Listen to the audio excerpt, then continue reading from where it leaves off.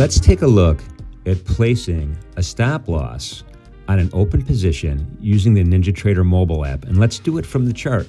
I'm going to go ahead and tap on E-mini S&P from my quote page, and you'll see I'm short one contract in the E-mini S&P market, and so I'd like to place a stop loss above the current market price. I'm simply going to tap with my finger the area in which I'm interested in placing the trade.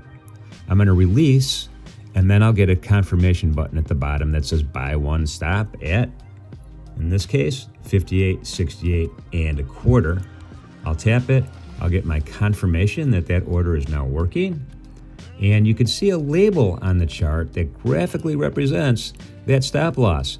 I could edit that. I could cancel and replace that order simply by grabbing that label with my finger, moving it to a different position or a different price on the actual chart, releasing, tapping modify, and again, I get the confirmation that I just cancel and replace that order to a different price. Alternatively, there's that arrow, little arrow on the label. You could tap it and it'll give you the ability to toggle up or down in price or cancel the order outright by hitting the X. Confirmation, and I'm done. Hope that helps.